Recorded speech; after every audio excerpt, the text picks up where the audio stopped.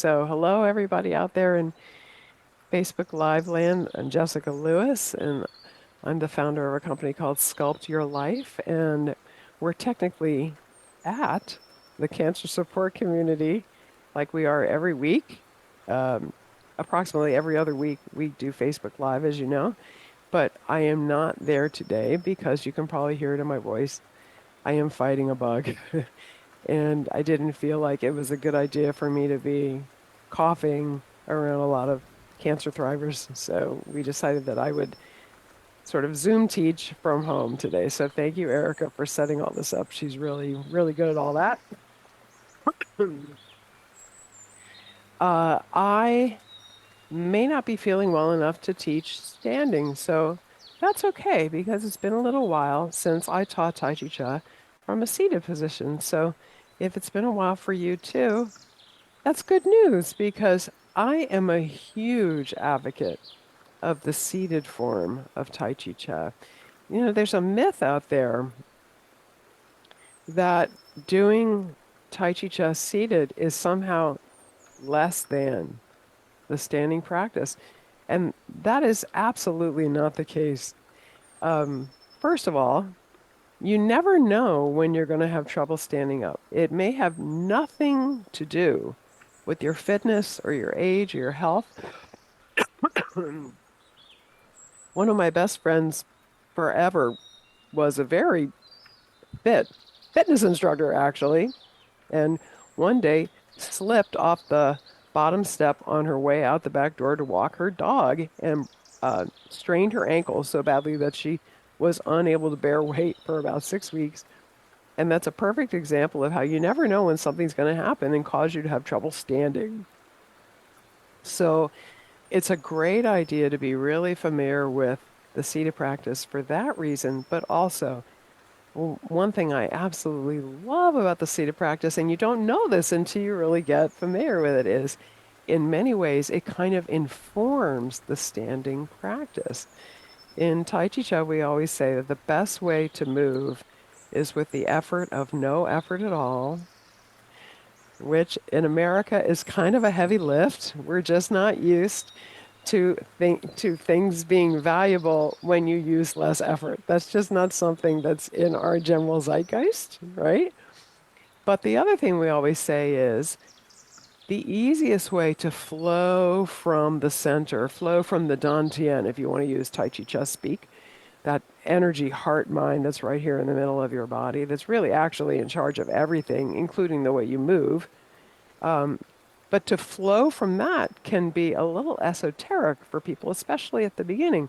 So the easiest way to flow from that when you're standing is to really tune in as much of your awareness as possible to the weight shifting from one foot to the other and then back again, no matter which direction you're flowing. And that way you're actually, energy follows thought. So what you're doing is you're pulling your head out of your head and you're sending it down through the dantian, right? And then it sort of branches at your groin and runs right down your legs, and you're really thinking about your feet. So you're actually flowing from the dantian and while, I should say, focusing on the soles of your feet. But for a lot of newbies, that's also kind of esoteric and a little bit complex. So the greatest thing about sitting in the chair is you really get a sense of what's going on in the dantian without having to worry about, oh my gosh, how do I get my left foot out there now? That kind of thing. You really feel the whole upper body kind of just moving forward and back as one, moving from side to side as one. It's a really cool experience. And so then maybe the next time you do Tai Chi Chuan with me, if we do it standing, God willing, I'm well by then and I'm not homesick and teaching from a chair, you might discover that it's easier to notice what's going on in your dantian when you're on your feet and really paying attention to your weight shift than ever before. And that would be bonus. So anyway, why don't I move to the back of my room here? I'm going to actually click off the noise canceling software. And I'm going to change my camera too, so that you can see me a little bit better in the back of the room. Let me do that right now. Good. And let's just I'm going to kick off my shoes, my slippers, which is what I wear whenever I'm in the house, especially when I'm not feeling well. And let's just get comfortable in our chairs. So I have my chair kind of kitty corner to you so that you can see me sort of from the side and sort of from the front. I might at some point turn around, and at which point I will mirror you. I think I'm going to drop my camera down a little bit so you can see a little bit more of my body a little bit more easily. Pardon the really ugly floor. But before we do any of that, let's just get really comfortable in the chair in such a way that you are 100% in charge of your own body. So if you're leaning back against your chair, which is really what I want to do because I'm tired, folks, I really am. Just scooch a little bit forward so that you're in charge of your own spine. And see if you can find a comfortable spot, sort of the sweet spot for your upper body, so that it's kind of just sitting on top of the pelvic bowl. Like, I don't know if you can see this, but this is going to be my example. I've got this curvy bowl here, and that's my little clapper, right? And there's a sweet spot where if you put the clapper right in the middle of the bowl and hold it real still, it just sits there. It just balances there. I don't know if you can see it. There we go. I moved it a little bit so you can see it on my camera, I hope. And that's what we're looking for. We're looking to feel the whole body just kind of sitting on top of your pelvis there.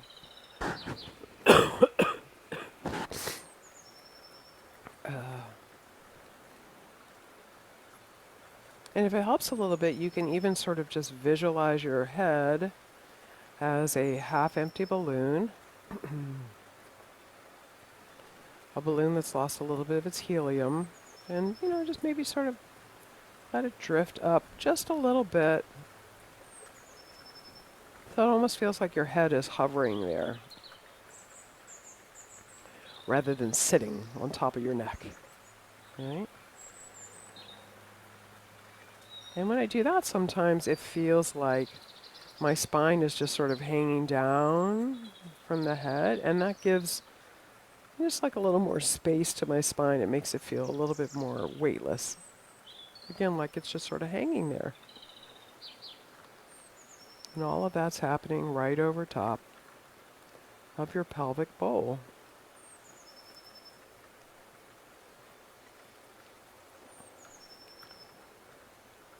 And then just go ahead and feel the very bottom of your pelvis. You might feel two little pressure points right now pushing down into the chair. Those are your sit bones. I'm going to show you the model of human pelvis I have here in a few moments. And just notice how your pelvis is sort of in neutral right now, just right on top of the chair. And to tell you what, let's all go ahead and close our eyes since we're sitting in the chair. If you feel that you won't lose your balance, go ahead and close your eyes. And just notice the sensations, especially in and around the belly button, pelvis area there. Kind of zero your attention in on those feelings and sensations there. And I'm going to go ahead and call the bell. That's a fancy Buddhist way of saying I'm going to ring it 3 times actually. And your whole job until I call you back with another set of bells is to just notice mentally anything you happen to notice about that whole belly button pelvis area there of your own body. So here we go.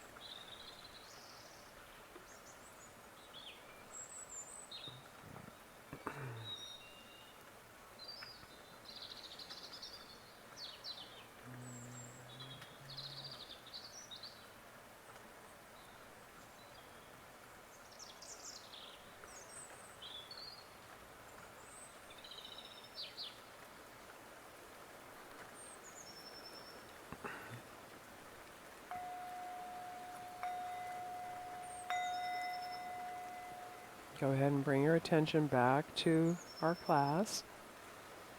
And if your eyes are still closed, you can go ahead and open them up. And put down my singing bowl there. I just want to show you the pelvis. So, one thing I love about Tai Chi Cha is a very unifying practice. Like we all think we're a little bit different from each other, but the truth is if you strip off all our skin, we all look exactly like this.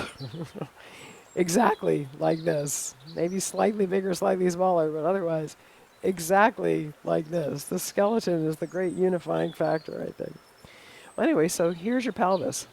And when you're standing, it's sort of in this position so that, let me get my fingers out of the way. There we go.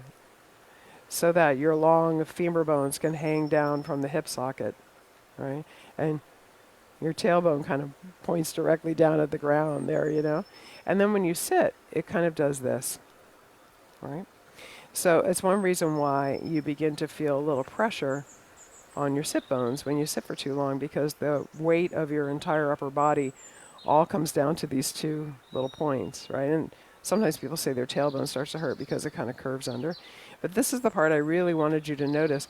Can you see how curved the edges of these sit bones are? This is really important because we know from physics that curvy things move very, very easily on flat things because there's no surface tension. So when you're sitting on a chair, it's incredibly easy for your entire upper body to shift forward simply by kind of rolling a little bit forward on these curvy sit bones. And then it's incredibly easy for your entire upper body to shift back simply by sort of rolling towards the back of your sit bones. So there's really not a lot of movement going on here in the pelvis. It's just sort of rolling on those curvy sit bones. But what you can see is if this was a bowl and it was full of water, when it rolls forward a little bit, it would spill. So your whole belly kind of expands when you just roll your pelvis a little bit forward. And then when you roll back, it kind of tips back up and saves the water. So your whole belly kind of gets a little flatter when you roll back. Same thing happens with your low back. When you roll a little bit forward, your low back gets a little curvier, kind of mimics the curve of your belly. So it gets a little curvier here and a little curvier here. And then when you roll back, this gets a little flatter, and so does your spine. It gets a little flatter. So let's go ahead and start the practice finally now. I'm not going to do a lot of talking today, believe it or not, because it's wearing out my throat. Let's really feel that forward, backward, rolling of the pelvis on those curvy sit bones, especially while we're doing the first movement called rocking motion. We're going to really feel like the whole upper body is kind of rocking. Okay, so here we go.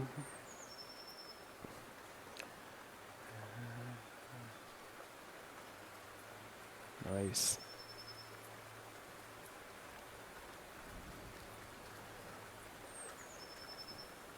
Just really check in with everything that's going on sort of between the belly button and your groin here. When you roll back in your chair, do you feel your belly and your spine getting a little flatter? And when you roll forward, do you feel both your belly and your spine getting a little curvier? That's what I feel. Why don't you keep going with your arms? I'm going to put my hands on the front and the back of my dantian so you can see what I'm talking about. So here I'm a little flatter, and here I'm a little bit curvier. And here I'm a little bit flatter, and here I'm a little bit curvier. I hope you can see it. Here I'm a little bit flatter, and here I'm a little bit curvier. And let's all flatten out together, and I'll join you again. Let's use the arms.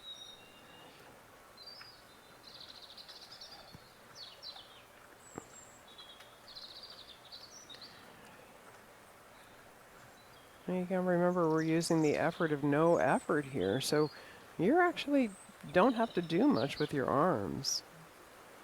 All you need to do is let the dantian kind of push and pull them around. So as it goes forward and expands, you kind of push the hands up out of its way.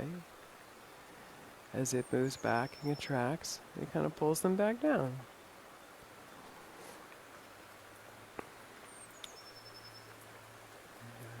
Now, normally,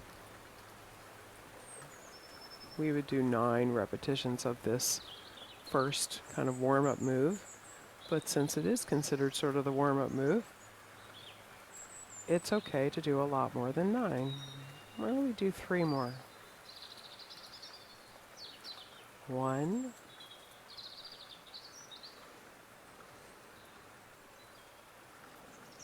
2, and on the third one, you're just going to flow right back to that gentle rest position we utilized when we were listening to our inner landscapes with our minds a few moments ago. Go ahead and just feel your body resting here in the chair. In the seated practice, we call this the rest position. This is what we flow from and then back to in between each one of the movements. Let's go ahead and do bird flaps at swings. We're going to put the hands kind of close together. You know what? Put your hands around your face. This is the way you caress the face of someone you love, right? Maybe your little kid or someone you really care about, right? I hope you count. So don't change the shape of your hands. I want you to just sort of pull them away from your face and look at the shape of your hand. You can see how they're kind of, the wrists are kind of cocked back and the hands are kind of curvy. And the fingers are kind of loosely spread. Can you see that? So that's the position of the hands throughout the whole practice, really. Most of the time, almost in every move, the hands are in that position. So just put your hands together, kind of sort of in front of your dantian. Not quite in front of your belly button and not quite in front of your groin, sort of in the middle, right? And all we're going to do is roll a little bit forward on those pelvic sit bones. And you're going to feel your dantian get a little rounder here, and the hands are going to have to get out of its way. And when we roll back, they're going to get pulled back together. That's it.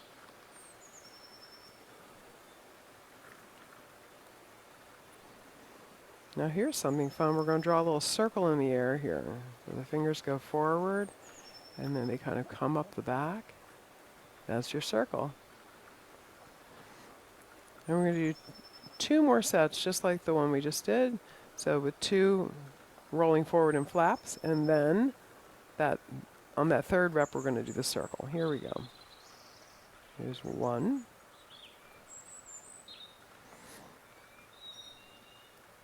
2. Here's your circle.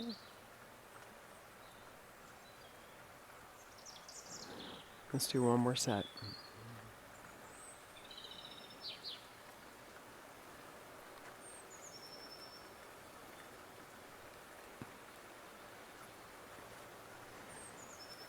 Here's your circle. And right here, we're just going to feel the body resting.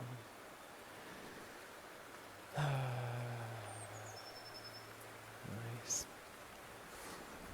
Now we're going to do a whole bunch of moves in which we're still just moving forward and back, but the hands are going to make various different kinds of circles in the air. If we were standing, we would want to place one foot much farther out than the other at this point. But since we're sitting, and the whole practice gets just a little bit more compact when you're sitting, what we're going to do is we're just going to take your left foot and just move it out a couple of inches. Mostly it's a metaphor for when you're standing, and so you can keep your place. Now I want you to pretend there's a big serving platter, a turkey platter, kind of out in front of your heart, about this height. You're going to put your hands at the back. Again, we've got that same soft positioning of the hands we had a few moments ago. And as the upper body moves forward on those sit bones, the hands are going to go out over the left leg and sort of be right about at midnight when you're as far forward as your upper body's going to go, and then they're going to come back over the right leg when your upper body's on the way back. Let's do 6 of those rather than 9. Here we go.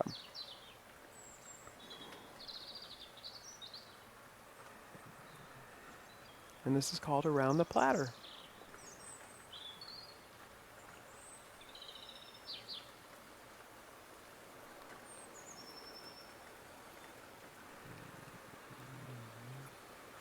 You feel your whole body moving forward and moving back without you having to lean or anything. It's all about rolling on those sit bones. Let's do one more. And we're going to rest.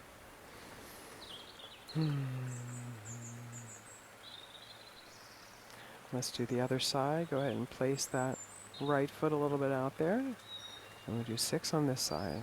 Normally we do 9, but in the interest of time, we'll do 6.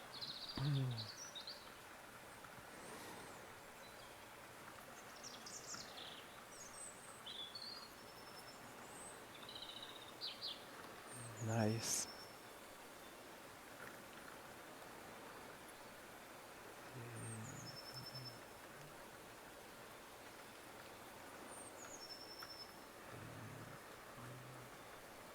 Last one.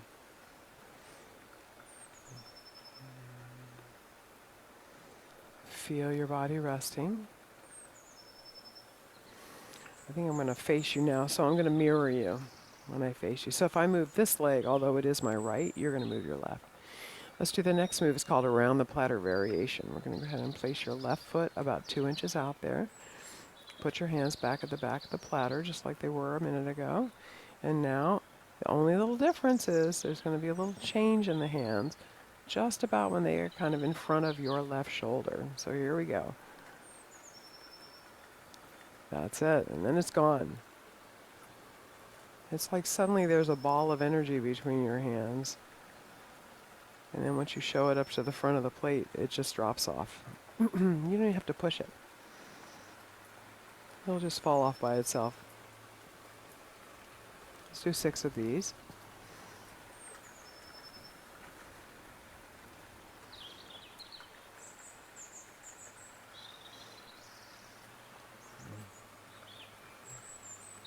Last one. And we're going to rest here.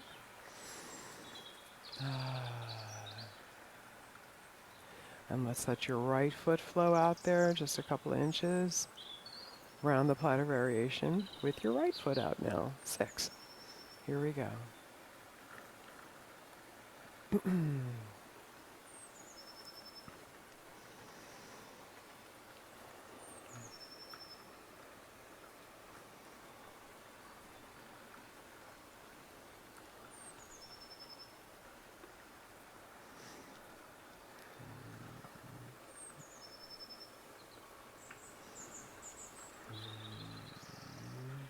Let's do one more. Nice. And we're going to rest. The next move is called bass drum. I'm back to not mirroring you again. Let's go ahead and place your left foot a little bit out there. You're going to imagine, it's not quite the size of a high school marching band bass drum because you're seated, so the whole practice is a little bit more compact. It's more like a super large tambourine. But strapped to your shoulders, just like it would be if you were in the high school marching band. So you're going to put your hands on the steel rim towards the back of it. And as the upper body flows forward, just like you're accustomed to, the fingers are going to circle around the nice, smooth, cool steel rim. Here we go. Again, let's do 6 in the interest of time.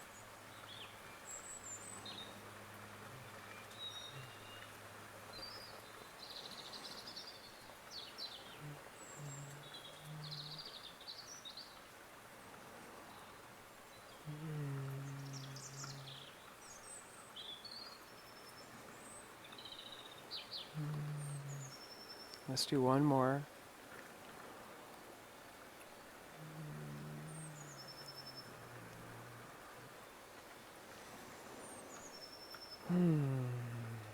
let's do the other side. Here we go. One thing I love about bass drum is the curves of the drum kind of mimic what's going on with your dantian in your spine. Can you see and feel that? Nice. As you become more convex, your hands roll around the outside edge of the drum.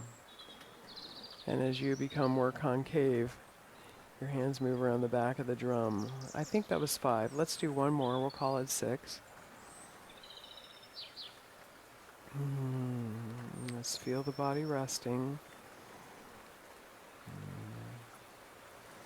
Let's do daughter on the mountaintop. So we're going to start with your left foot out, and all you're going to do is turn your palms over. Look, they're already in that lovely, curvy, relaxed, open position we already talked about. So as your upper body moves forward, the hands move up towards the top of the mountain, kind of like they're going to clap, but at the last minute they miss each other. And then on the way back, your hands fall right back to where they started. That's it. Nice. And they stay in the same position they were in at the beginning all the time, too. That's why you can see my palms instead of just my fingertips at the top.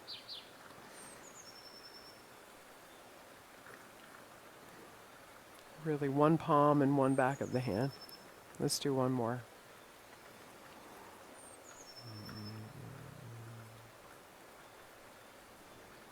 Let's feel the body resting.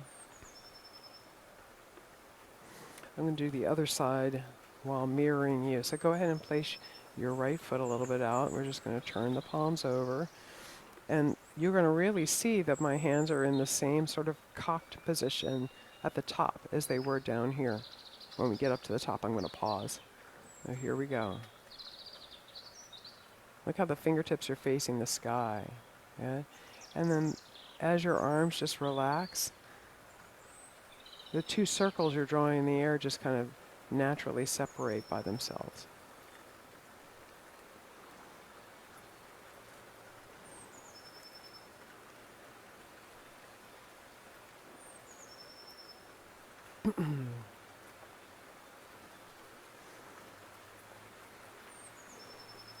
Nice. Let's do one more. And we're going to rest.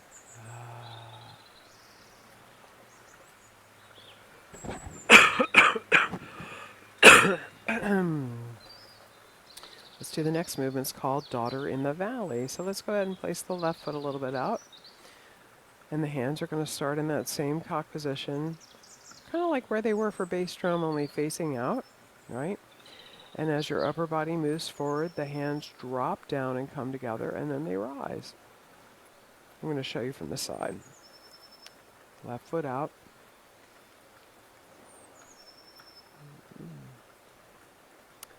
It's almost like your hands are coming up to your mouth to bring you something yummy to eat, right? Can you see it?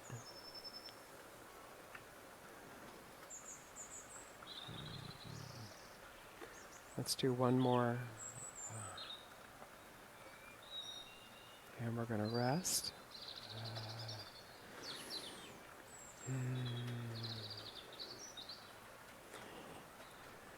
And now let's place your right foot out. Okay, hands start high to go low. Here we go.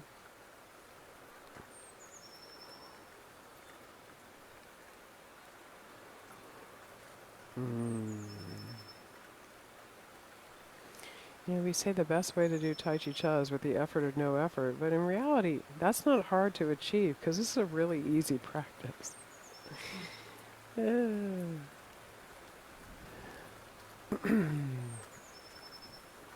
Let's do one more here.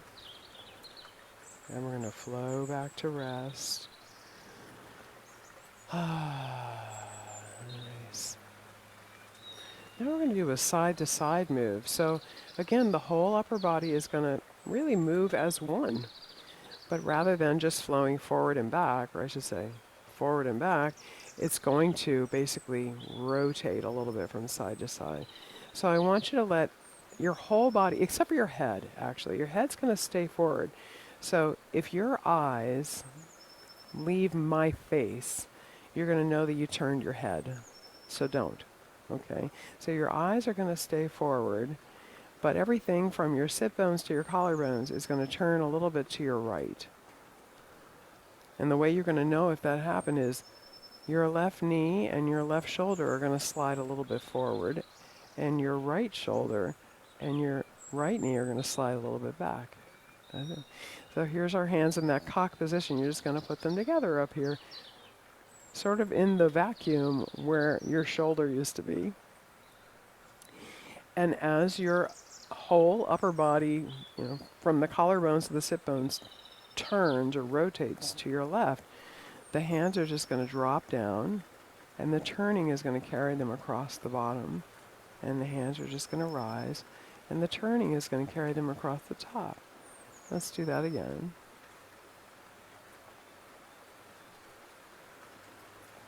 On the third one, we're going to take a little rest.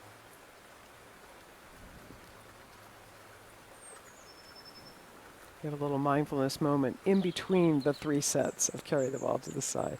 So let's do it again. We're going to start on your right in order to carry the ball to the left and back again. Maybe it should be called carry the ball to the side and back again. But that's not what it's called. It's called carry the ball to the side. And we're going to rest. And again, we're going to start on your right in order to carry the ball to your left.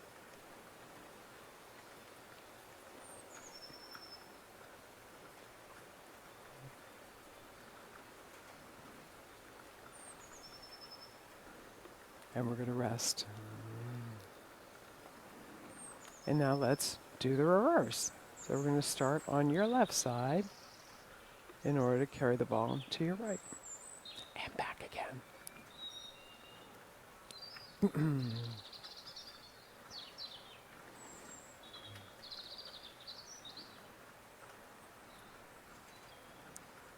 Nice. Again. In the complete Tai Chi Cha practice, exactly as written, you'll notice that a lot of the sets and reps add up to the number 9. 9 is such a magical number, right? In this case, we have 3 sets of 3 moves. Let's do one more set here. I am playing with the number of repetitions a little bit here, though, again, in the interest of time today.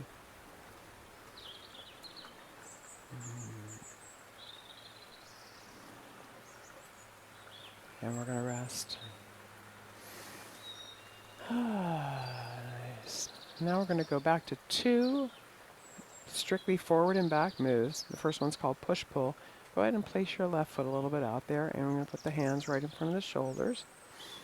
And as the whole upper body moves forward again, just like it has been doing, right, it's going to push the hands forward.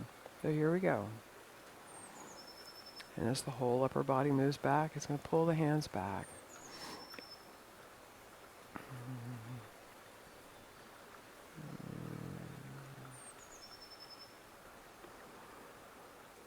Nice. I'm going to show you from the side. Hands are still moving in a circle, just like they have in all the other moves. It's just sort of like an elliptical shaped circle. Let's do one more.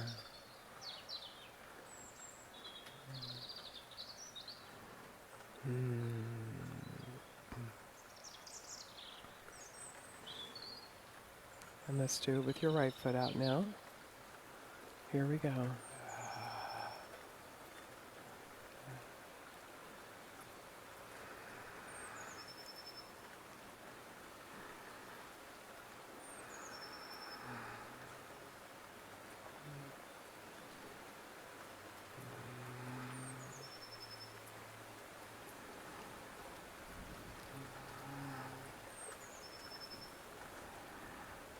One more.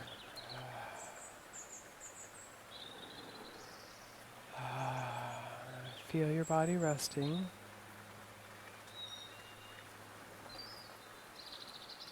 And let's do pulling in the energy. We'll start with your left foot out.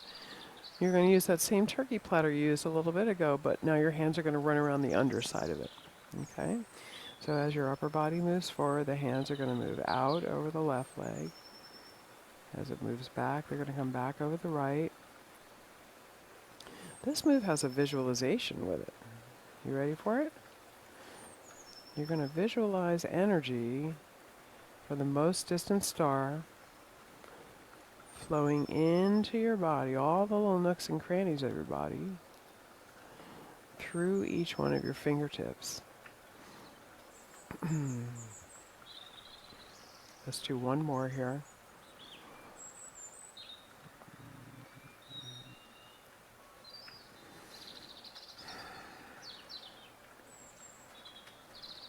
And let's do the other side with me facing you. So you're going to place your right foot out now.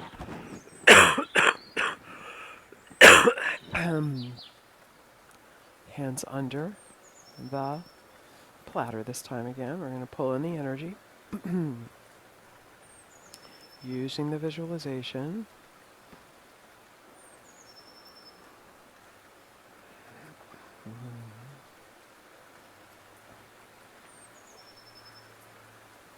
Nice.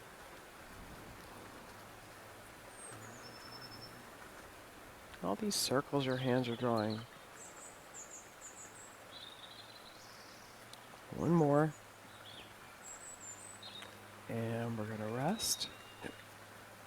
Feel your body at rest. How often during the day do you actually stop what you're doing and notice the sensations of your body while it's resting? Do you ever do that? Very few people do, you know. That's mindfulness. Noticing something you would never notice under normal circumstances in the present moment and without judging yourself if your mind wanders. That's mindfulness. And actually, Tai Chi has been qualified by some of our leading medical authorities as not a martial art, but rather an evidence-based moving mindfulness practice. So when you're doing Tai Chi, you're also doing mindfulness. And who hasn't heard mindfulness is good for you? Yo, that's really out there, right? Everybody knows mindfulness is good for you. It's hard to sit still and empty your mind, though, sometimes. Sometimes the opposite occurs. That's one reason why I love Tai Chi. And the only reason why I showed up today, to be honest with you, is because I know I always feel better after I do it than before, or I would have canceled the class. So anyway, I'm doing as much for me as I am for all of you. So let's do a whole bunch of side-to-side moves all in a row. This first one is called pulling taffy, and we're still going to keep your eyes glued to mine. If you stop noticing my head and my face, then you'll know you turned your head. But you're going to let everything from your sit bones to your collarbones turn a little bit to your right. And you're going to notice that your left shoulder just popped out in front there. So you're just going to put your left arm here. And you're just going to put the right arm on top of it. It's going to be sort of like the mirror image of the arm below. And as your upper body really kind of rotates to your left, it's going to pull the hands apart. And then we're going to come right back to rest in the middle here. That's called pulling taffy. And now we're going to do the whole thing on the opposite side. So turn your body to your left, and you're going to notice how your right shoulder came out in front. So that's why the right arm is on the bottom. And the other arm is sort of its mirror. And the top hand just sort of slips off the bottom hand and grounds you down here. It's like sort of palm down. And then we come back to rest. Let's do just one more set like that, in the interest of time.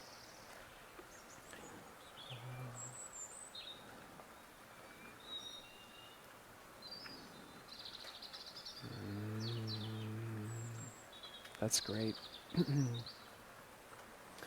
Let's just feel the body resting.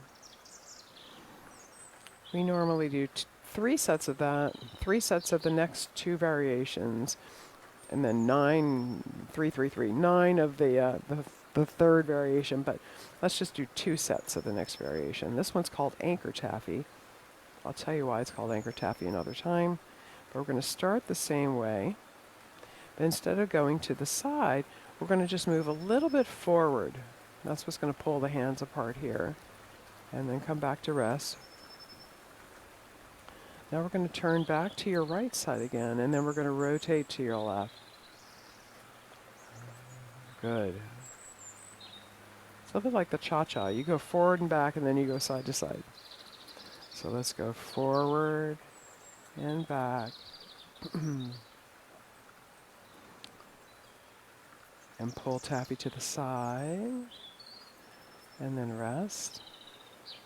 Let's do one more set. Go forward and back. Pull taffy to the side. And rest.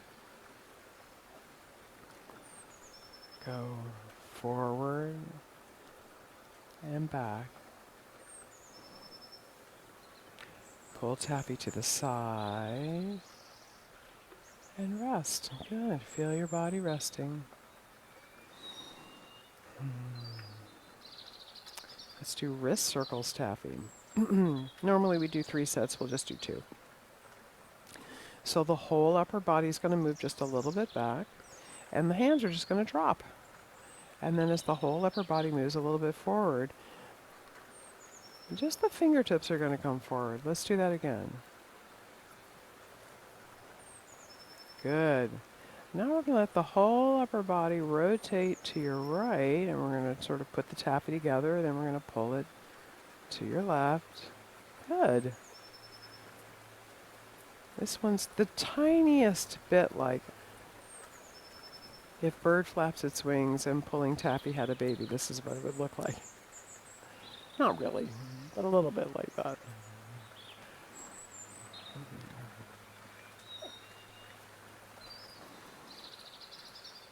Let's do one more set.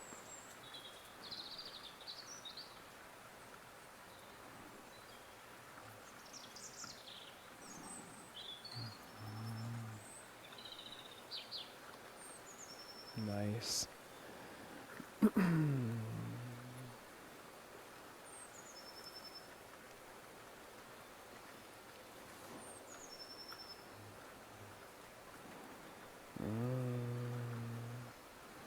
And we're going to rest here. And now we're going to do the third variation of pulling taffy. Many people just call it perpetual motion taffy. Normally we do 9 sets of this, but I think we're going to do 6 today in the interest of time. It's just like regular taffy, you know, which is like this. Only it's perpetual. So rather than resting in between, when one hand slides off the top, it's just going to slide underneath the other. All right, so let's start on your right. Good. And about in the middle, they kind of just switch places, I should say. The hands switch places. So here we go. That was 1 set. And this is 2. And this is 2. I'm going to stop talking now. Just feel what you're feeling.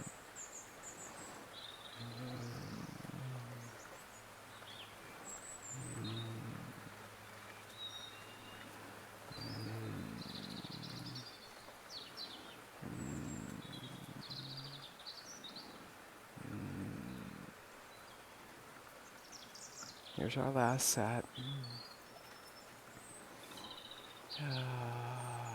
And we're going to rest here. Feel your body resting. Very nice. I'm going to turn my chair sideways again for the next move because my Zoom studio is small and I whack my knuckles on the wall if I'm not careful when I'm doing working the pulley. And that's the move we're going to do next. All right.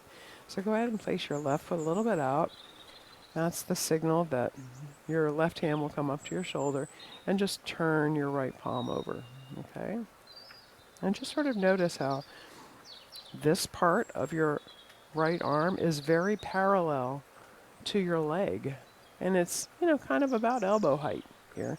And notice how the fingers of your left hand are kind of at the height of your shoulder. That's always going to be true of the upper and lower hand, whichever one is which. The fingers are going to be, of the upper hand, are going to be about the height of your shoulder, and the forearm and hand of your lower hand is going to be about the height of your elbow and kind of parallel to your leg. So here we go. All we're going to do is let, again, this part of the body turn from side to side, and it's going to move the arms around for you for most of the time. So you can, for this movement, just pretend your belly button is an eyeball, and what it really loves to do is turn towards the elbow that's attached to the lower arm. So it's going to turn towards your right arm, and that sends your right arm back and I'm going to scooch a little forward. Send your right arm back and your left hand a little forward, and then your left hand is just going to drop down and turn over, and your right hand is just going to semicircle up to the shoulder. So here we go. We're going to do the other side. And we're just going to drop the front hand down, semicircle the back hand up. Now let's really let it fly. So this is set number 2. We're going to do 6. Your eyes and nose stay facing forward here. All this turning is everything from your sit bones to your collarbones. Can you feel it?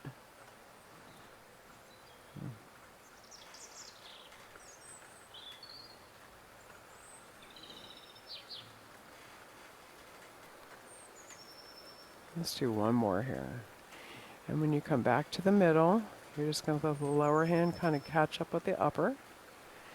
And you're going to take a moment to rest. And let's do the other side. So place your right foot a little bit out. So that's why the right fingers start near your shoulder. The left forearm is kind of parallel to your leg and about elbow height. And here we go. Let your belly button eyeball turn towards the elbow attached to the lower arm. Here we go. And then just change hands. We're just switching their positions, right? That happens in a lot of the moves in Tai Chi.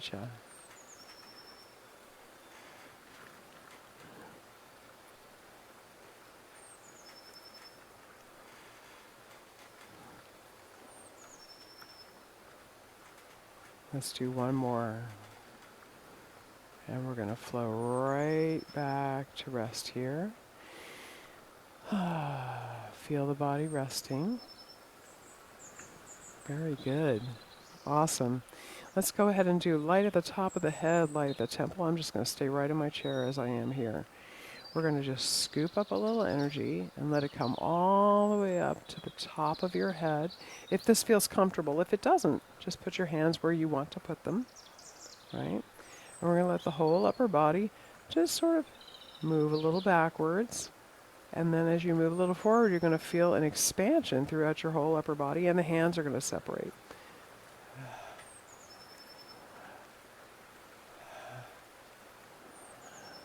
Now this time, you're going to let your hands kind of brush by each other for about 6 seconds. And now you're going to hold for an equal length of time, about 6 seconds. Good. And now you're going to feel your whole upper body moving backward and contracting a little bit. And then feel everything move forward and expand. You do that 2 more times. Here comes the big circle. Just kind of fold the energy back in on your chest and then rest. Good. Let's do the second half with me facing you, I think. That would be easier. Here we go. Up. We just got fuzzy. Let me fix my camera.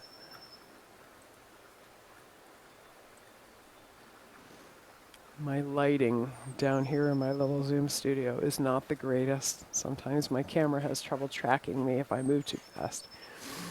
So here's the second half of that same move. Hands up to your temples.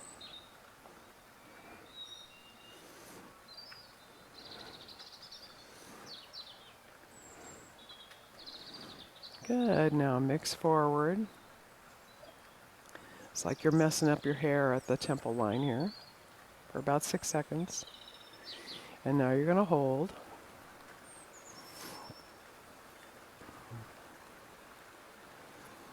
Good. Here we go. We're going to contract and expand. We're going to kind of move a little backwards and then a little forward. One more time. And the hands are going to circle. And kind of fold the energy up in on yourself and feel your body resting. Very good. Now we're going to do a movement called joyous breath. We always follow light at the top of the head, light at the temple with joyous breath. I'm going to show a little kitty corner to you. And they're like companion pieces.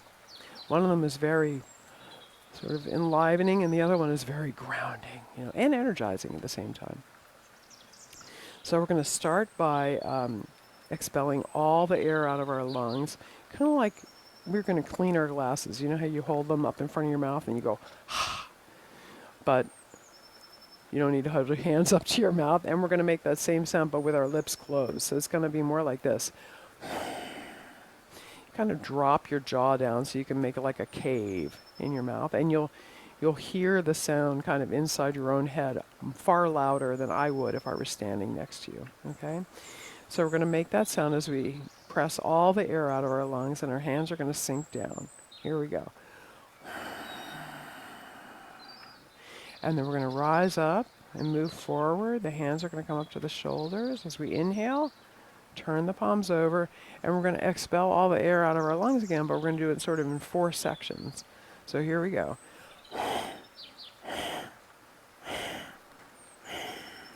Let's do that 2 more times.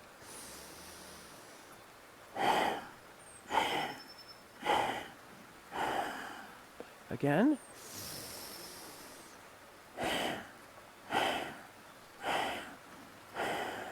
Good.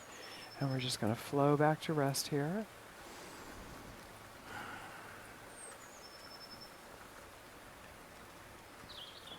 That did not produce a cough for me, but it did make my nose run. Now we're going to do passing clouds. Take my word for it. It's just like carry the ball to the side, only instead of the hands moving together, they're going to move independently. It's a little bit like wax on, wax off from the old Karate Kid movie. In your chair. All right, so we're going to start by letting this part of the body rotate to your left. And so the left hand's going to come up. Right?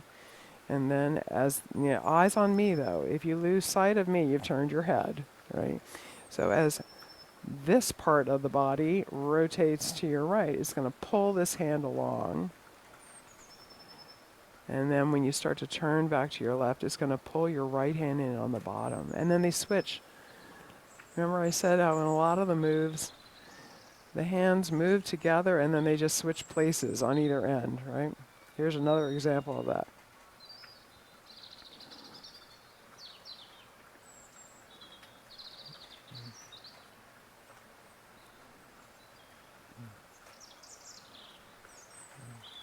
Normally we do 9 sets, but today we'll do 6. So let's do one more. And we're going to just flow back to rest.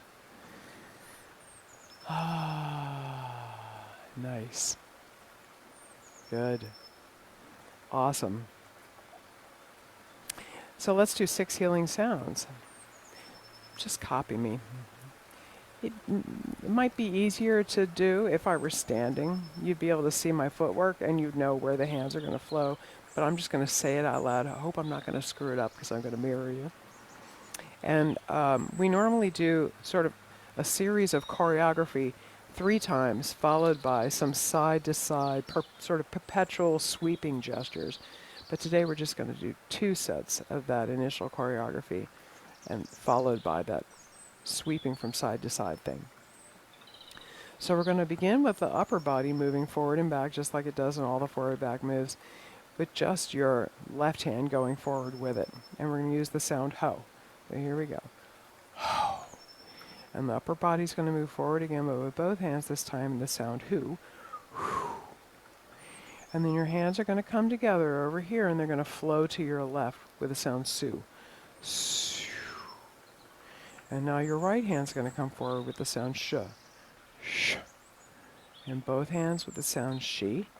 She.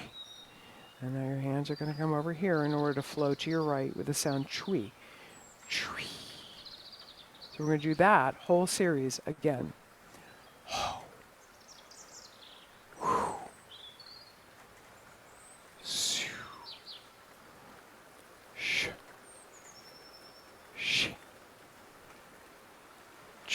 And now we're just going to sweep from side to side. Chui. With the sound chui. Chui. Chui. Chui. Let's do one more. I think I did an extra. Chui. Chui. And we're going to rest here.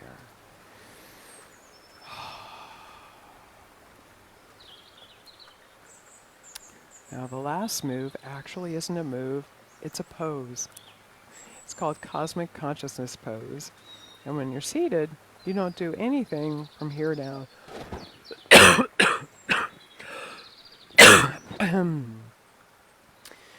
And you'll do exactly the same thing from here up that all the standing people will do. So let's go ahead and do that. We're just going to let the arms rise up. There's kind of a sweet spot for your shoulder blades where they almost feel like they kind of move together and down a little bit, almost like they're holding up your forearms. So go ahead and find that real easy spot for your arms. And your left set of fingers is going to be closer to your body than the right. The fingertips overlap, not the whole hand, just the fingertips. And we're just going to be here for a few moments.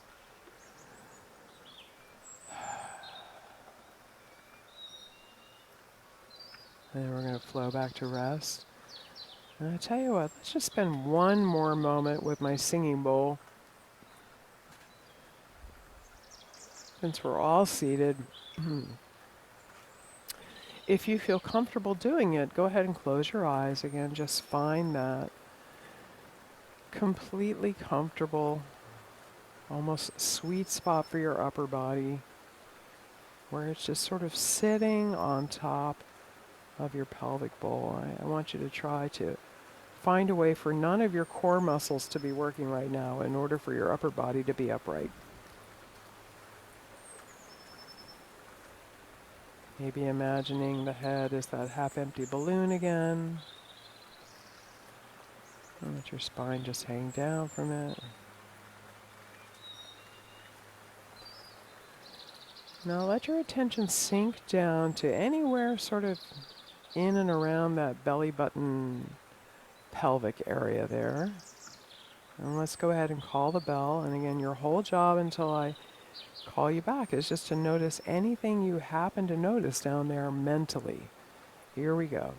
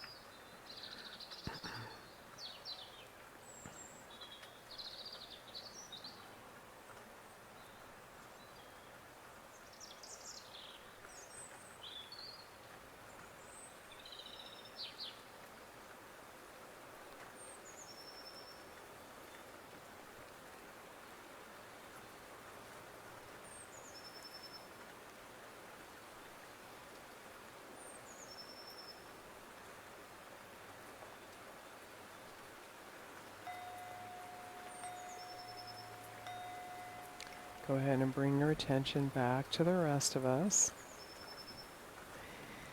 So I hope that was fun for you. We did all 20 moves today. We don't always get through all of them, but today we did. How great is that? Let me come a little closer to you. So I think what I'm going to do, I haven't done this in a while, is once the cancer support community posts this, I will add a comment. I'm going to change my camera here. I will add in a little graphic that shows the complete practice and all the little movement names. And I'll even stick in there a link to my website where you can either watch a full standing or seated practice and copy along with. If you like what you saw today, you can do it again. Or if you want to look a little bit more carefully at some of the movements, I've got each one of them broken down into chapters on that videos page on my website too. So I'll add comments to the Cancer Support Community post with all that information, and then I'll also share it to my page and you can catch it there too. So again, I'm very grateful for your time today. Again, my name is Jessica Lewis. I don't always sound like Jessica Rabbit on the old Roger Rabbit movie, but today I have a bug, and I do. And I hope to see you again in about 2 weeks. We usually live stream from the Cancer Support Community on every second and fourth Wednesday at noon. Otherwise, we are physically live at the campus. And if you are a cancer, not survivor, thriver, you are eligible for free, or the caregiver of a cancer thriver, you are eligible for free classes. So make sure you reach out to my amazing supervisor there at the Cancer Support Community Delaware, Erica Narducci, and she'll help you come into class. It's a really lovely group of live people that have been coming for quite some time. I know you'll enjoy yourself. So I hope you all have a really great day, and I'll see you in 2 weeks, I hope. All healed up. Bye.